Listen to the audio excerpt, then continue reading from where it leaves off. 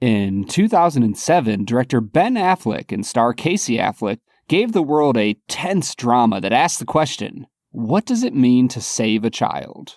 In 2022, we return to Isla for our third in the Ardbeg series. The film is Gone Baby Gone. The whiskey is Ardbeg Anno. And we'll review them both. This is the Film and Whiskey Podcast.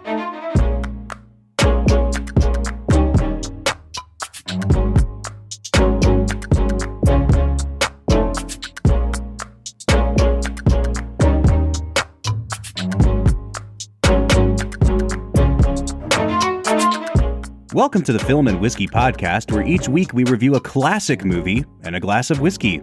I'm Bob Book. I'm Brad G. And this week we are looking at director Ben Affleck's 2007 film, Gone Baby Gone.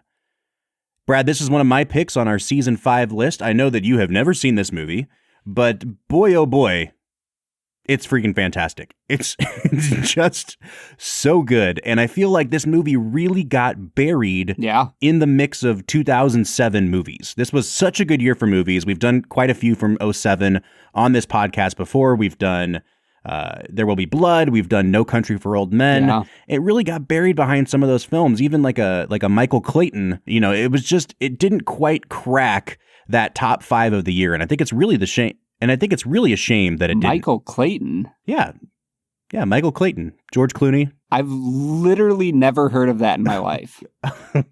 You've never heard of it. It's like I would say it's pretty famous. It was up for Best Picture. Here's the thing, man. There's just certain movies that you talk about as if the public culture just knows about them. But some of them, I'm like, There Will Be Blood, never heard of it before this podcast. Michael Clayton, never heard of it until this very moment. Honestly, Gone Baby Gone, I don't think I ever heard about until this podcast. So I will say, as the everyman on this podcast, Bob, I just feel like there's certain films that you are aware of and the film world might be aware of that the common public has no knowledge of. Yeah, that's probably true, but that's why we're here. And today we are introducing the general public to this movie, Gone Baby Gone. Yeah, and as we get into it, we do want to let you know, Film and Whiskey Nation, we're speaking directly to you at this moment. There's certain films that we review that Bob and I kind of have a conscious, a lot of people probably haven't seen this, but they can still listen to the episode, enjoy it, have a good time. So if you are listening right now and you haven't seen Gone Baby Gone, I would heavily exhort you, I would challenge you, I would call you to go watch that film first. Even if it takes you a week, a month to finally sit down and watch it and then come back and listen to the episode, that is totally fine with us. We think that this movie is so incredible and that the twists and turns are so interesting that we don't want to spoil it for you. So this is probably the heaviest spoiler warning we've ever given. Go watch Gone Baby Gone, and then come back and listen to this episode. I think this is also the strongest we've ever hinted at how much we both like a movie. It's really fantastic. You probably like a 5 or 6 out of 10 for me. Yeah, right. Exactly. No, it's really good. Dude, it's electric. And part of what makes it so good, Brad, is this has all the elements of a classic film noir, right? It's got a private investigator that is going into the seedy underbelly of a city and finding corruption and solving crimes. But layered on top of that kind of neo-noir thing is this really deep philosophical underpinning. There's questions of what does it mean to do the right thing?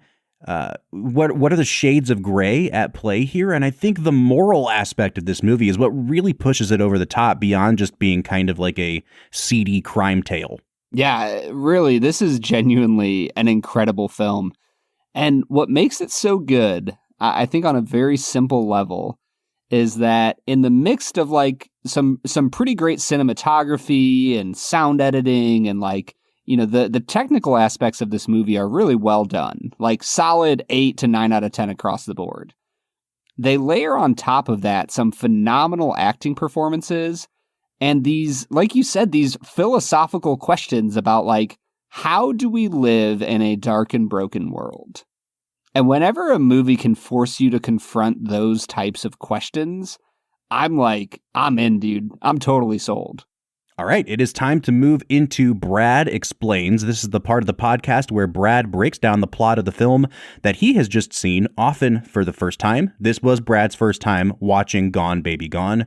As we move into Brad Explains, we do want to encourage you, if this is your first time listening to the show or if you're a longtime listener, check out our Patreon page, patreon.com/filmwhiskey. You can subscribe to our show at 3 different tiers, $3, $5, and $7 a month. At each tier, you get a ton of bonus perks, including episodes that are made just for Film and Whiskey listeners. So for the price of a cup of coffee a month, you can get access to all this special bonus content. Brad, we have hem-hawed enough. Let's get into Brad Explains. You have 60 seconds on the clock. Can you explain the plot of Gone, Baby Gone? A young child in Boston is kidnapped. The family hires a team of private investigators, Patrick, Kenzie, and I honestly can't even think of her name. Michelle Monaghan plays her. They are a couple that does private eye work in the city. They come alongside the police with Morgan Freeman and Ed Harris, and they try to help solve this crime. In the midst of figuring things out, they find this crime lord who has had money stolen from him. They think that he kidnapped the girl as ransom to get his money back. There's a shootout at a quarry, and it's believed that the girl falls into the quarry and dies.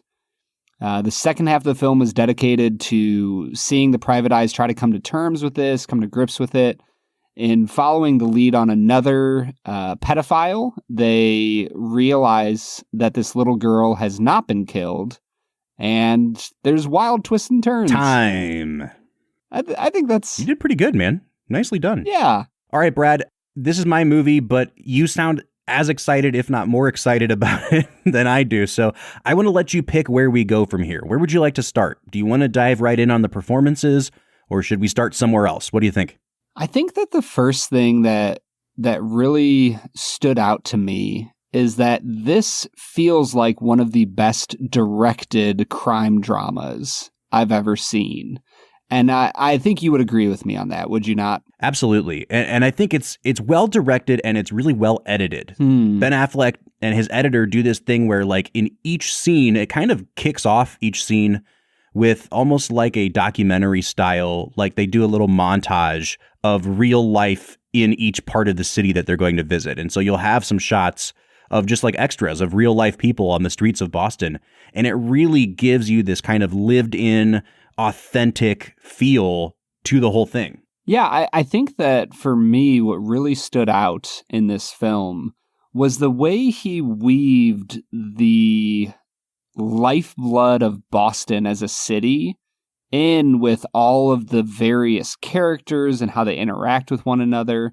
I loved how it felt like near the start and near the end of the movie, and once or twice in the middle, Affleck was willing to just kind of take you on a pictographic tour of Boston, like showing people just walking around the city and sitting at the bar and, you know, milling about the crime scene. And I don't know, there's something about that like,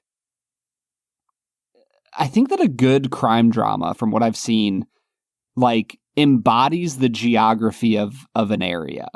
Does that make sense?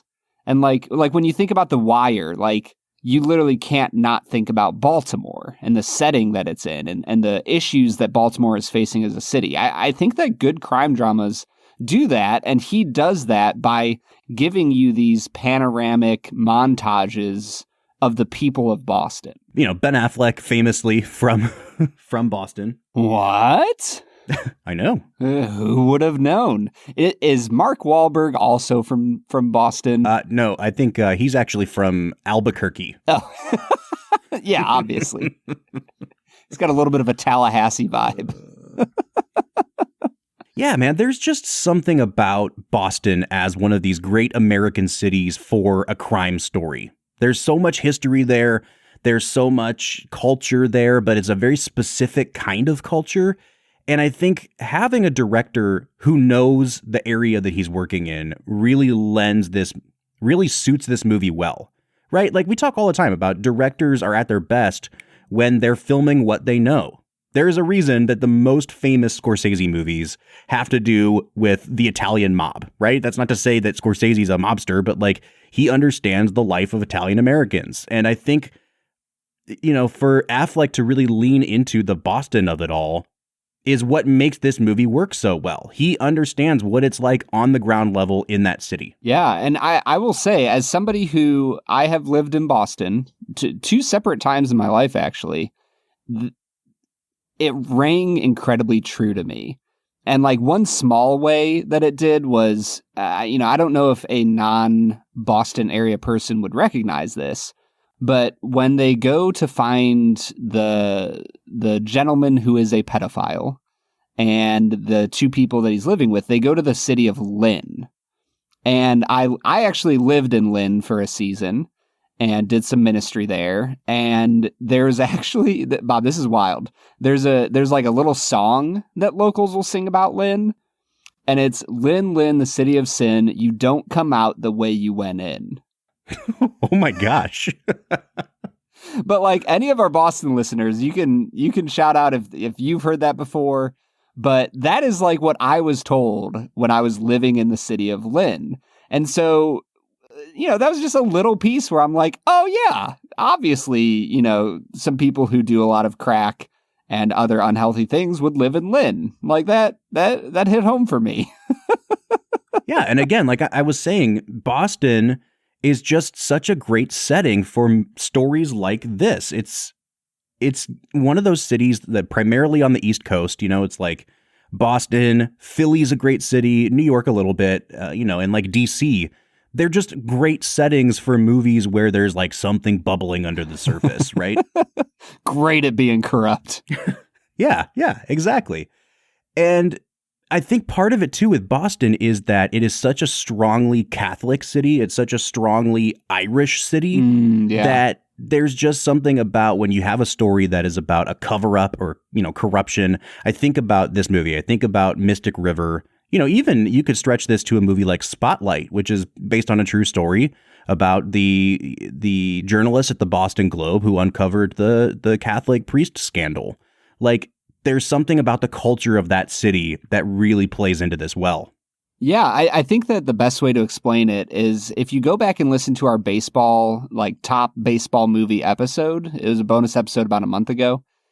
We talk about how like whenever you watch a baseball movie, everyone is familiar with the rules and the geography. Like we all understand what a baseball diamond looks like, what it means when you hit the ball over the fence, what it means when somebody gets struck out. Like everyone has a familiarity with what's going on.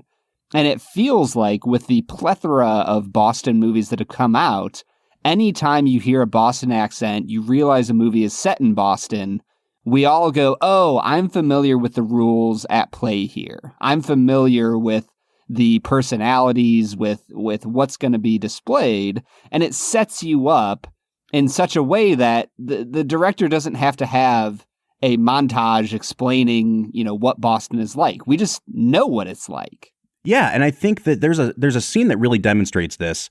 It's we've talked about spoilers a little bit, but I'm going to get into my first real spoiler here. The girl's uncle, Lionel.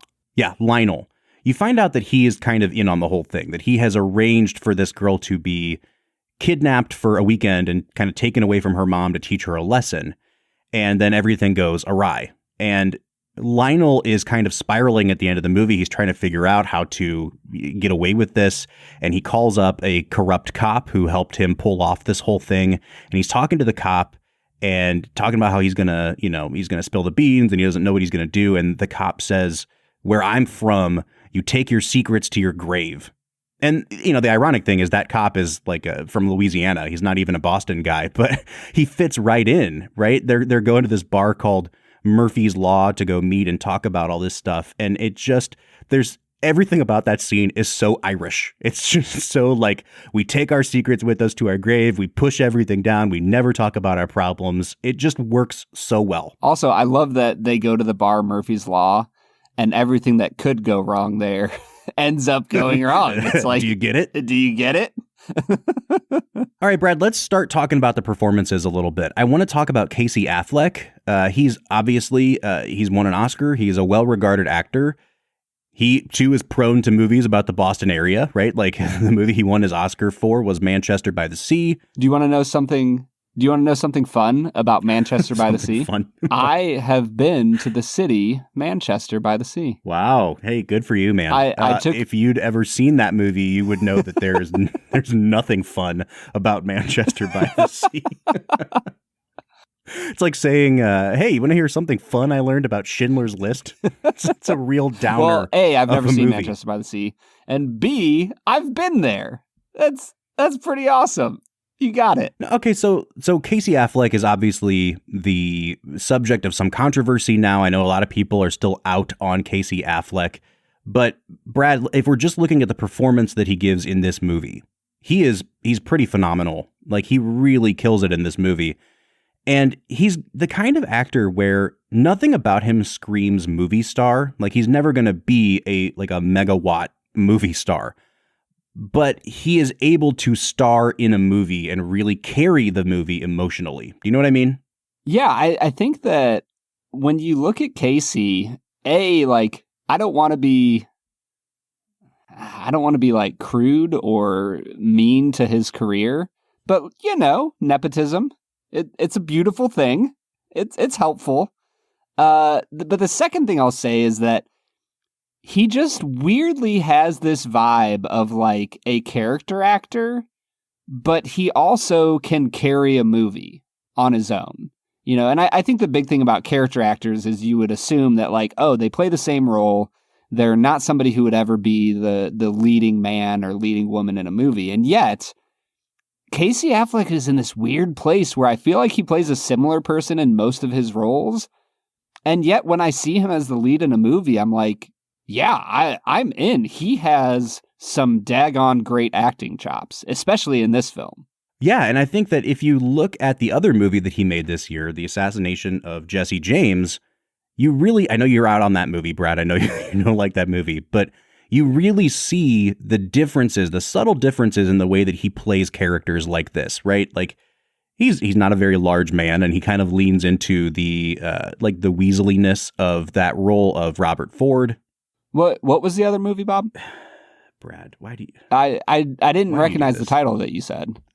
The Assassination of Jesse James by the coward Robert Ford. Oh, that movie. I remember that one now. Man, there we go. Bob, I made a promise that every time I referenced it, I would call it by its full name. And here we are 3 years later. Yeah, 3 years later. No, but I really do think that you see the nuances in his ability to play both of these characters, where in this movie, he's playing a guy that really stands by his morals and sticks up for his morals. And then in the other movie, he is the complete opposite of that. Really just a truly great actor. And then on the other hand, you have his counterpart in this, his girlfriend, played by Michelle Monaghan, who, Brad, I mean, I don't know why she never got more famous. She's a really good actress, and, she's still a working actress, but... Are there non-working actresses? Yeah, of course. Like, go to Hollywood and go into any coffee shop, and you'll see a ton of non-working actresses and actors. Oh, man. So with Michelle Monaghan, though, I do think that she isn't really given a lot on the page, but what she does with it is so good. That very last scene you get of the two of them together, kind of trying to decide what to do with this moral conundrum. She's just so good in this movie. Yeah, this is a place where I disagree a little bit. I feel like it's not her fault, but I feel like she kind of disappears into this movie. Like after finishing this movie, I was thinking about the characters, and I literally couldn't even remember her name. Like, she just feels like a sidekick in all of the worst ways, that she just shows up with Casey Affleck and like is misogynized against. I don't know if that's the right way of saying it, but people are kind of sexist towards her, and she asks a few questions, but she never like really stands up for herself or like, in my mind, like proves her worth to the team. It genuinely just feels like she's there throughout the whole film, for that final emotional breakdown of like, you choose me or you choose what you think is the right thing to do. And so I struggle with Monaghan in this film because of that, where I'm like, I liked her performance, but it feels like she needed more screen time to show how she and Patrick Kenzie were like genuinely in love with one another.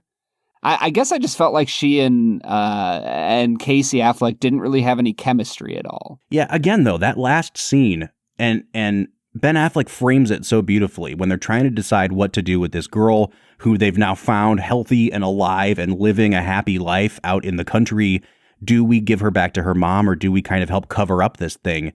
And Casey Affleck's character makes the decision to call the cops and to do, quote unquote, the right thing. And she didn't want to. She wanted to leave the girl there.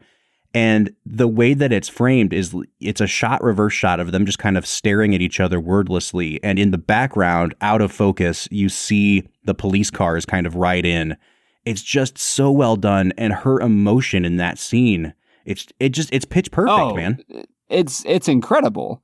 I think that, yeah, I said everything I need to say. What I feel is how I feel about her. All right, and then I think the rest of the cast we can kind of divide pretty evenly between the police and the people that are helping the police and the girl's family. And let's start on the police side of things, right? You've got Morgan Freeman playing the police captain, and then you've got Ed Harris playing a detective who is on this case. And I want to start with Ed Harris because I think that, like most movies featuring Ed Harris, this really falls apart without him. Like, he's one of those actors that he never gets the credit he deserves, but he is always on his A game. And in this movie, if he doesn't land the twists and turns that go with his character, the movie just does not work at all. He is so simultaneously tightly wound as a character, and yet feels like he is in utter rock solid control of every scene he's in. He just plays off those two levels of like energy and just an ability to dominate any situation he's in. And yet you can tell that he's terrified of things not being in his control. Like, I don't know how he does it, but by God, he is amazing in this movie. Yeah, and I want to call attention to one scene, and it's this scene where I think the movie really kind of tips into being really, really dark, like kind of perversely dark for a minute. Yeah, I was going to say real quick here, we don't often do this. We did at the start, but this is a genuine trigger warning. Yeah. I think this would be a fair place to say that we're talking about pedophilia and stuff like that. So if that's something that's going to mess with you a little bit, maybe fast forward 5 minutes. Yeah, thank you for that. So after they think the little girl has died, and there's kind of like a lull in the movie for a little bit as they're trying to emotionally recover from this case, a drug dealer that Casey Affleck knows basically calls him up and says, "Hey, I've got a lead on this other missing kid and this pedophile that I think may have taken him, and I'm going over to that house. Do you want to come with me?" And basically it all goes to shit, and they're trying to raid this house, and it turns out this pedophile has already killed the little boy, and a police officer gets gunned down in the process. It's Ed Harris's partner. And after all this, Casey Affleck's in the hospital. He gets checked out, and he walks outside the hospital, and Ed Harris is there, like, drinking heavily outside the hospital, mourning the loss of his partner. And the two of them have this scene where the philosophy of the movie is really kind of laid bare. And Ed Harris is talking about, like, what is the right thing to do? And are you on my side or not? My side is protecting innocent children against dangerous people. And he demonstrates in that moment, I'm willing to do whatever I see necessary to put bad guys in jail and keep kids away from them. I've planted evidence before. I'm willing to do probably more than that. And Casey Affleck's really struggling with, like, how can you do these objectively wrong things even if they're in pursuit of this, like, objectively right, philosophy? And it is such a great scene. Ed Harris is drunk, and he's playing drunk so well, but that scene doesn't work unless you're kind of convinced by his way of thinking. And that's what's so good about this movie, is that even if you don't agree with everybody's philosophy, you understand what is making people tick, and you understand what's making Ed Harris tick in that moment. Yeah. I mean, the philosophical war in this movie is between the ends justify the means and the means have to justify the ends. And Casey Affleck falls in that place where, no, like, we have to do the right thing, even if it doesn't lead to the end that we think is best. And Ed Harris is, no, whichever end we think is the best justifies whatever we do to get there. And, you know, initially you see him do that in ways of like, yeah, I'll plant evidence on a drug dealer, and that will help achieve the end that his child won't be with him anymore. But by the end of the movie, it's, I will fake rob a bar in order to prevent this secret from getting out. And right. And not only that, but also like try to murder an informant in order to preserve this lie that I've gone this far down the road with. Yeah.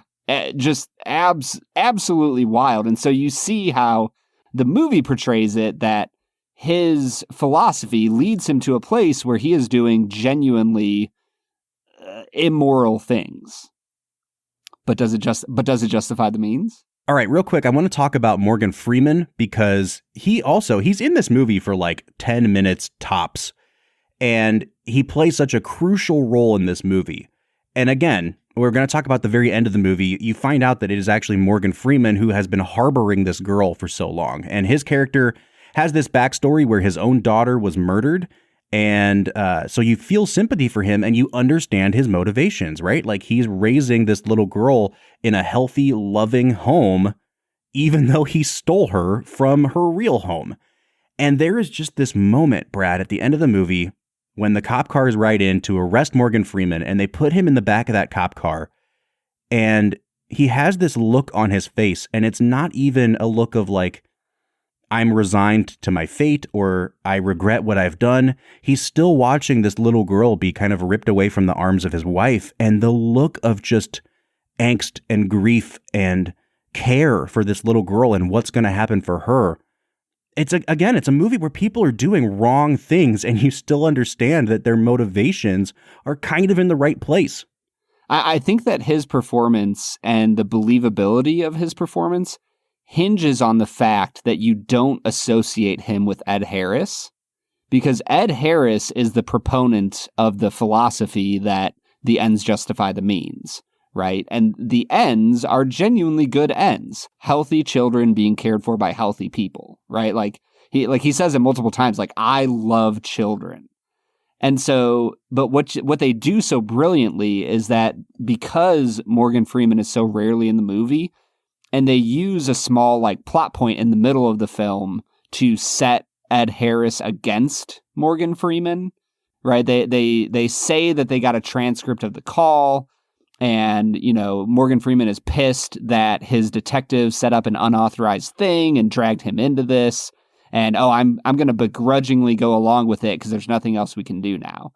When they do that, that's like one of those plot points that you think that Morgan Freeman is not with Ed Harris in that philosophy, which sets you up for the turn. Oh, he's actually the person in power that can empower that philosophy and empower Ed Harris to live it out. And so that's just really well done, man. That's just good writing in a mystery, drama, crime thriller. And then on the other side of things, you have the girl's family, right? And I think the first person we should talk about there is Amy Ryan, who a lot of people will only know as Jan from The Office. But in this Holly. Oh, shoot. It is Definitely not Jan. Definitely not Jan. Definitely not Jan. But in this movie, she is playing so different from that character, right? This is definitely not Holly from The Office. Not quite the same. Although, for you Office lovers out there, this movie does have an Office reference. At one point, Amy Ryan she's playing a character named Helene. They talk about how she makes a run of drugs up to Nashua, which is where her character played in The Office. She's nominated for an Oscar for this movie, and I think she absolutely deserves it. She's so convincing. And I think the only thing that could really pull you out of this character is if you're kind of constantly watching this going, Holly from The Office. It's Holly from The Office. Hey, I remember her from The Office. Like, I think there's a way to look at some performances like this sometimes and just see through to the actor. But if you allow this movie to just kind of wash over you, man, she is so good at playing this person who you really can't tell, like, is she just in the throes of addiction and therefore incapable of caring for her child, or is she actually just a bad mom on top of it? Because she has these moments where she really feels guilt and remorse for how bad of a mother she's been, but then she falls right back into the same patterns again. And I think she plays that dichotomy or that tension of like, is she just a drug addict or is she also a horrible person deep down? She plays it really well. Dude, the thing about this movie that hit home so hard for me was that, you know, in my decade plus of doing ministry with people and working with people who are homeless, who have addictions, this movie knocked it out of the park as far as representing what being around those people is like. You know, there's a genuine difficulty of, can I trust this person this time? Can I believe that they're really going to change? Are they actually going to care for their children? Are they actually going to care for themselves? It's a constant struggle that people who have family members who have addictions have to deal with. And you see Patrick dealing with it. You see Lionel and I think his wife is B, that they have to deal with, where at a certain point, B and Lionel basically are of the opinion that Helene is not a worthwhile mother and this child would be better in their care. And you can feel that just in the fact that they hire a private eye rather than the mother. Like, it's just so incredibly well written. And honestly, in this moment, I'm realizing Clint Eastwood could take a few lessons. Because I think about $1 Million Baby and the way he portrays poor white people, and it feels so on the nose, so stereotypical. There's just a level of nuance in these characters and a level of believability that they might end up being good and they might end up being bad that makes them feel real to me. That I'm just like, the writers for this movie are leaps and bounds ahead of most other writers when it comes to describing, if I'm being honest, when it comes to describing poor white people. All right, and then you've got Titus Welliver playing Uncle Lionel, who is, I mean, he's really, really good in this movie, but great mustache work going on in this movie.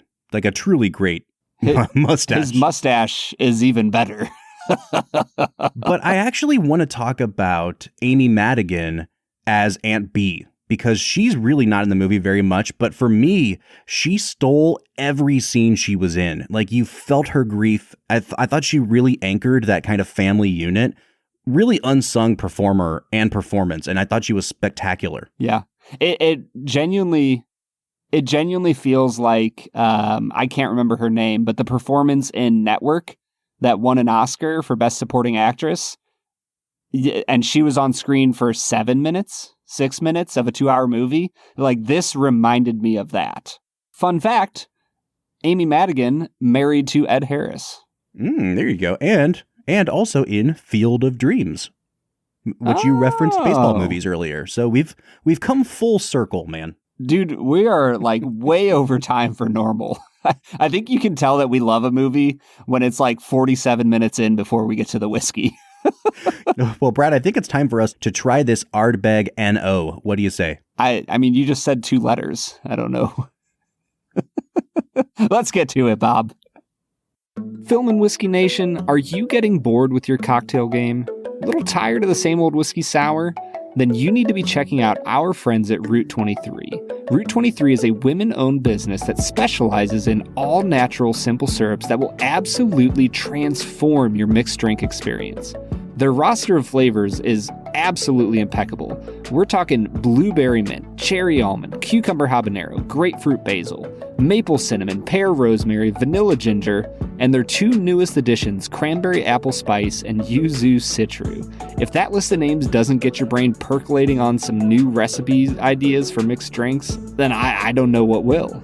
Route 23 is incredibly versatile and so easy to integrate into your home bar. And right now is the best time to do that because they are offering our listeners a 10% discount. Use the code WHISKEY10 at checkout to get 10% off your order. You can find them online at route23.com. That's ROOT, the number 23.com.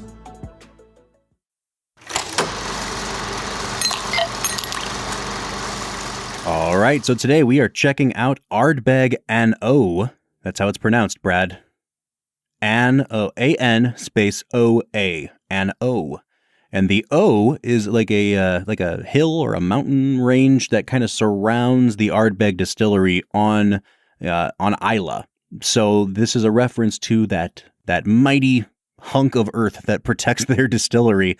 And, you know, in terms of their marketing and their copy on the box, it talks about how, much like how well-rounded that is, this is also well-rounded. So this is a marriage of a bunch of different kinds of Ardbeg, some of it finished in new charred oak, some of it finished in PX sherry casks, some of it finished in first fill bourbon casks.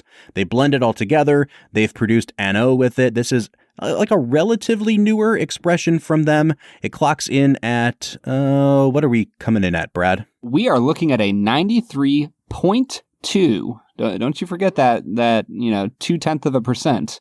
93.2. So yeah, it is a little bit hotter than a lot of Scotch impressions that I've seen before. Yeah, that's true. That's true. So it's non-age stated. We know it's at least 3 years old at minimum, but it's definitely a blend. So Brad, let's go ahead and jump right in. This is the third in our line of Ardbegs. We liked the Wee Beastie, but we really liked the 10. So I'm interested to see what we get here with this non-age stated version. Brad, what are you picking up on the nose?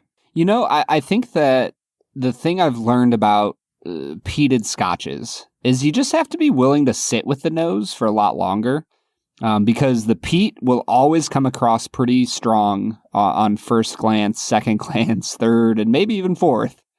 But once you've sat with it for a while, you start to get past the peat and into some of the flavors. For me, this one has a nice, pleasant sweetness. There's a little bit of honey, tiny bit of caramel, and then almost a fruitiness, some pear, some apple, and then on the back end at the finish, I almost get a little bit of that vegetable that we've talked about in other ones. It's a very pleasant nose. I'll say this, it's not blowing me away, and it doesn't feel different enough from the Ardbeg 10 to truly stand out. I think I'll give it a 7.5 on the nose. Yeah, this is interesting. There's a hint of sweetness, but this is by far the smokiest one in terms of the peat. Like, it definitely smells like almost like when you're burning wet wood. You know what I mean? Like, this smells like they're burning the marsh and it's still kind of damp. I'm getting a little bit of like olive brine on this as well. So it's really tipping into the more like saline heavy stuff. I'm not really a fan of olives. I know you're not either, Brad, but it's an intriguing nose. I'm not quite sure where it's going to go yet. So I'm going to give it a 6.5 on the nose. Yeah, this one, I think that your taste of olive is like incredibly on point. For me, it tastes like a little bit like you're drinking a jar of olive juice. There's not as much sweetness on the tongue as I had hoped. There's like no honey or caramel or anything that I got on the nose. To me, I think this is what people think of when they think of Scotch. Something salty, something smoky, something kind of that olive brine vegetable flavor. It's not bad. It is unique and interesting. It's just not quite in my full wheelhouse. I know, Bob, that you're a little more into the sweeter whiskeys than me, but even with scotches, I like having a little mixture of like a fruity sweetness or a caramely or a honey. This doesn't have any of that. I'm going to give it a 6.5 out of 10 on the flavor. There's still interesting stuff going on here, but yeah. Oh yeah, this one is really earthy. I guess that would be the word I use. it's got kind of that pine thing going on. And I know that I've used that weird note before of like when you go out in the garden and you pull like a really thick, like fibrous kind of weed, and it has that certain smell on its like sap. That kind of is what I'm getting here on the taste a little bit. It's good, but it's man, there's like no sweetness at all. And this is really, really strongly peated, this one. I actually think this would go pretty well with like a piece of meat, like a steak or something salty. I think it would complement that really well. I don't know if this is one that I would just want to like sit and sip on its own though, if that makes sense. There's a touch of orange, but for me, it's like a little bit more of a bitter orange. And so, yeah, I like it, but I'm just going to give it a 7 out of 10. Yeah, and the finish I like a little bit more. I think that for me, that orange note you picked up on the nose, it feels like there's a little bit of a tart yet sweet orange slice as it just sits on my palate for a while. That mixes with a little bit of a spicy kind of clove note to it. And then once again, there's just kind of a nice little piece of like broccoli or celery or something along those lines that lingers for a while. It's a little more engaging than the taste. I'll give it a 7 out of 10 on the finish. Yeah, I'm kind of in the same place. There's that kind of medicinal note that goes with this, Brad. And when I say medicinal, it's almost like, you know, like when you have an orange and it's gone and it's starting to grow penicillin, there's like that very specific smell of like penicillin. It's almost like I get that on the finish here. And I know that like a few weeks ago, I found the note of Band-Aid and Brad kind of laughed at me, but these are notes that people pick up on Scotch all the time, like medicinal, penicillin, bandage are real notes that you'll see when people review Scotch. And then when you drink one, you're like, oh, I kind of understand that now. So it's not necessarily a bad thing because these are notes people expect to find here. It's just more of a question of like, is this your preferred flavor profile? And for me, I like a Scotch that has just a little hint of sweetness underlying it, as opposed to like the smoky smoke that is coming off of this. Yeah. So some people would love these notes on a Scotch. Yeah, it's true. It's true. Yeah, I think I'm going to give it a 7 on the finish because again, like this is a well-made whiskey and I can tell that it's a well-made whiskey. And I think that like, I'm already starting to think of my value score because I don't know if I would pay a certain amount for it, but that doesn't mean that it's not worth that amount for people who like it. Yeah, I was going to say, I think that, you know, this will especially reflect in our value score. I think that some people would look at this and give it like 8 or 9 across the board because this is their preferred wheelhouse of whiskey. If anything, this is one where I think we're betraying a little bit of what we like in whiskey. And that's totally fine. All right, so what are you thinking about the balance here, Brad? Because I actually think it's pretty well balanced. I think I'd give it like an 8 out of 10 on the balance. Where are you falling? Yeah, I'll give it a 7 on balance. I think that what it is shooting to do, it does really well. I think it's a little misleading on the nose, and that's why it's not quite an 8 or, even like an 8.5. But overall, it's pretty solid. And that brings us to our value category. Now, this bad boy you can pick up in the state of Ohio for $49.99. So this is like falling into the range of pretty much everything else we've drank from Ardbeg thus far. Bob, for you, where you are at with your palate, what does $50 say to you as far as this whiskey? Yeah, I don't know if I'd want to spend $50 on this, but I think it's worth $50. Honestly, this kind of reminds me of Lagavulin. I don't know if you've ever had Lagavulin, but it seems like an underaged, like if you pulled Lagavulin from the barrel a little too early before it kind of rounded and got mellowed a little bit. Dude, I had the Lagavulin, I think 23 year or 26 year on my 5th anniversary a few years ago. Oh my gosh, dude. Oh man, that sounds great. So good. Yeah. Yeah, like again, this one just seems like an underaged Lagavulin. Loggy light. Loggy light. Yeah, so man, I think I'll give it again a 7 out of 10 on value. I think it's worth the price, but only if this sounds appealing to you. For me, I'm going to just stick with as far as what value I think it is with my palate. I'll give it a 6 out of 10.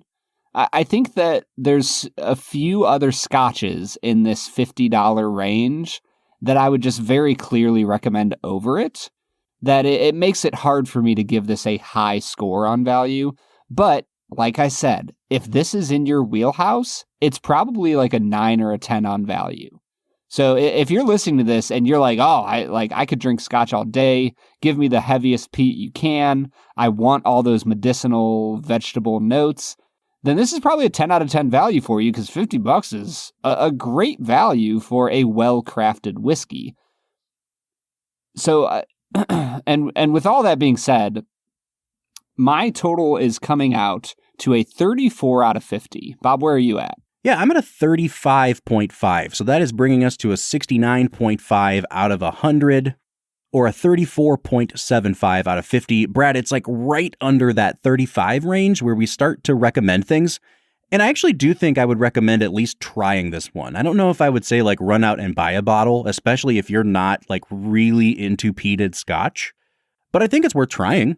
Yeah, this is one that I actually would wholeheartedly recommend. Even if you don't care for some of those notes, I'm all about people opening up their whiskey profile.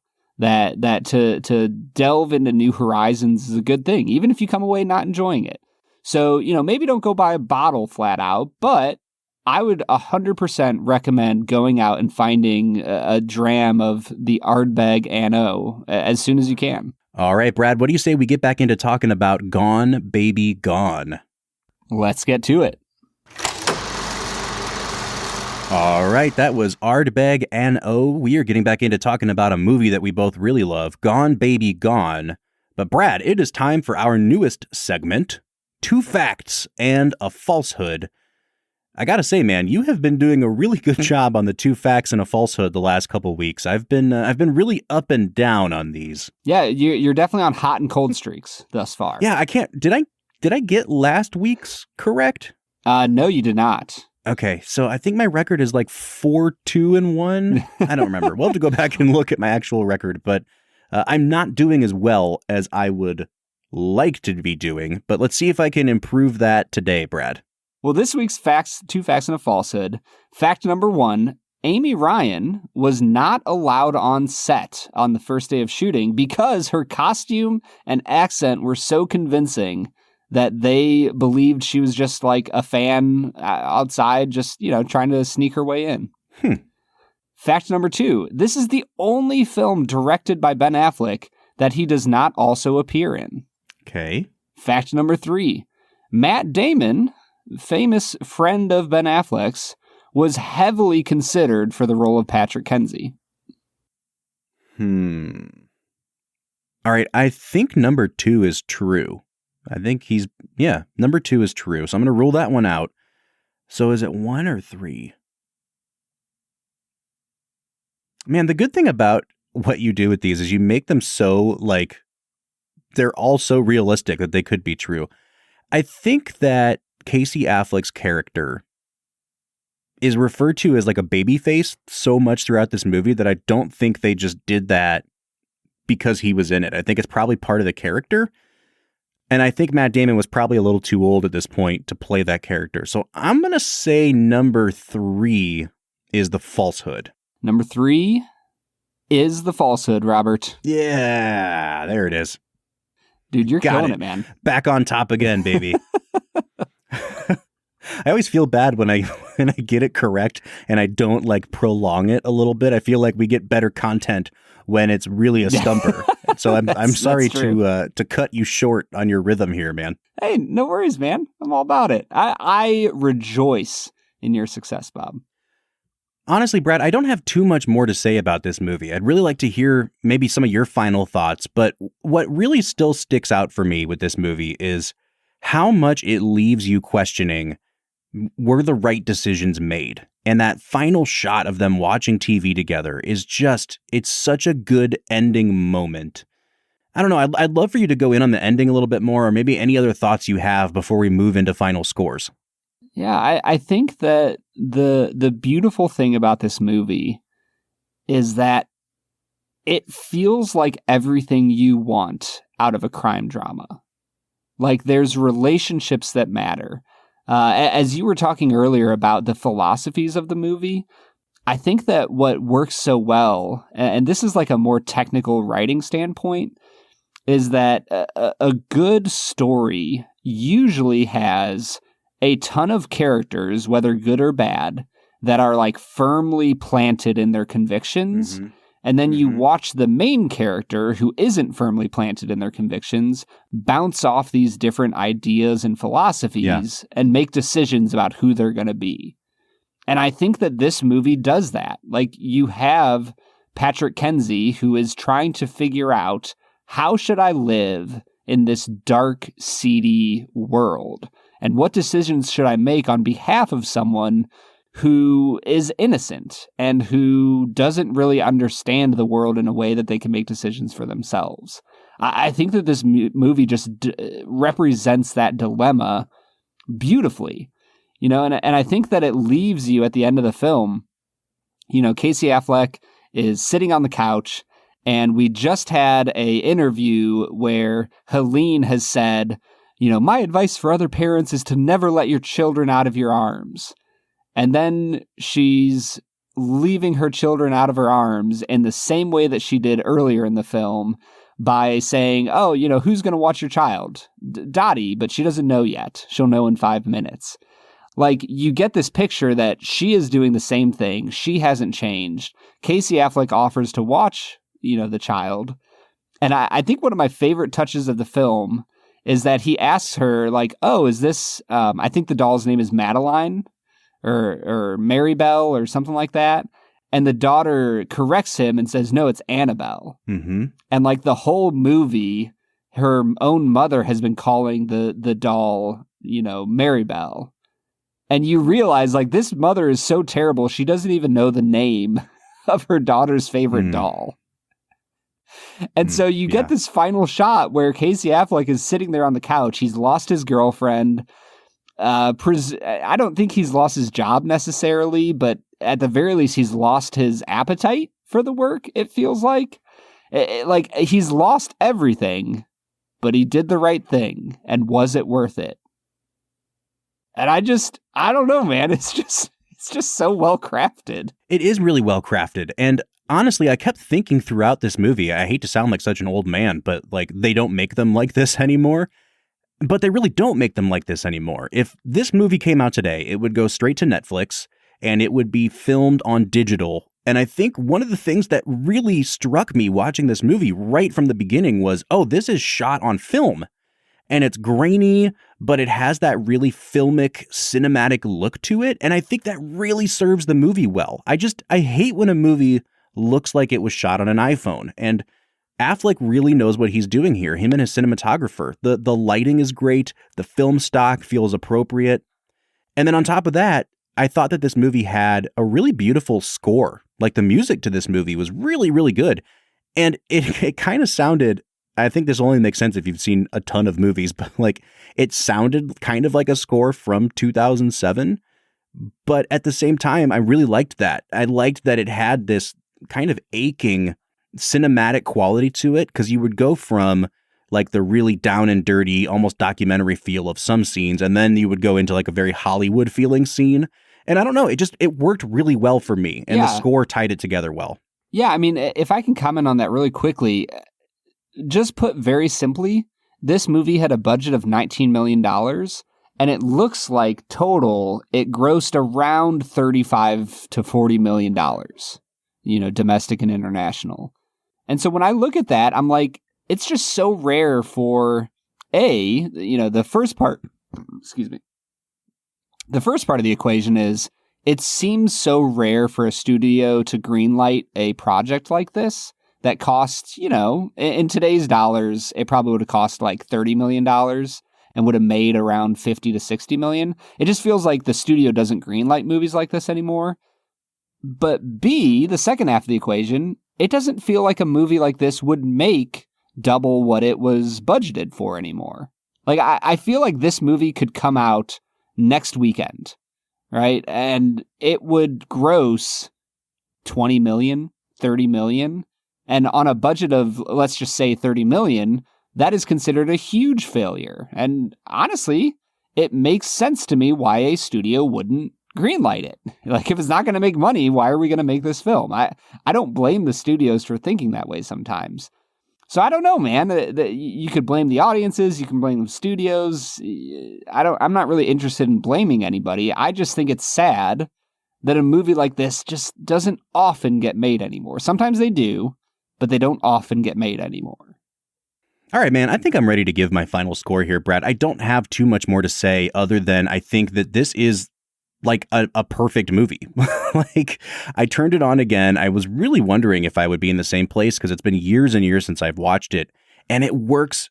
And it works even if you know what the twist is that's coming. And I think that's why it works so well and why it works better than a movie like The Departed, where the first time is always going to be the best time with that movie. Because this movie is more about the philosophy and the unsolvable questions underneath it all. And those questions still linger and still remain even after you've seen it a third, fourth, fifth time. It works so perfectly. I still think it's the best movie that Ben Affleck has ever made. And he made a movie that won Best Picture. If you haven't seen Gone Baby Gone, I cannot recommend it highly enough. It is a 10 out of 10 for me. I am like so incredibly close to being with you, Bob. I just walked away from this film being utterly impressed with nearly every aspect of the film. I think that there's just a little bit of caution in me. Like I said, I didn't care for Michelle Monaghan's character and how it was written.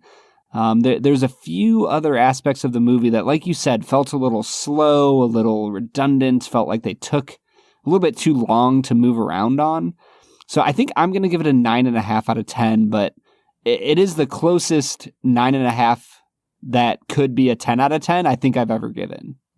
Well, we want to know what you think. Have you seen Gone Baby Gone? If you have, and once you have, because we want you to watch it, you can find us on our social medias. Come tell us what you thought of the film. Are you with us that it is a modern crime classic? Are you in a different place? You can let us know on our Facebook, Twitter, or Instagram @FilmWhiskey. Or jump onto our Discord. Guys, we are on here every single day talking to our friends of the Film and Whiskey podcast. So if you want to talk about whiskey or movies or traveling around the country or literally anything, jump onto our Discord. You can find a link to it at the end of every one of our show notes. All right, Brad, we are almost out of movies to pick for this season here. We're near the end, Bob. Yeah, it's true. I think you've got 3 left, something like that. I've put your movies into the randomizer here, and we're going to click spin and see what it lands on. Oh, we're going a different direction next week, Brad. We're going to be watching your favorite franchise ever, a trilogy capping entertainment bonanza, 2005 Star Wars Episode 3, Revenge of the Sith. Dude, what I will say, that is one of the best subtitles. Revenge of the Sith. It just carries so much gravitas to it. I'm looking forward to it, Bob. Yeah, man, me too. All right, we'll see you next week for Revenge of the Sith, but until then, I'm Bob Book. I'm Brad G. And we'll see you next time.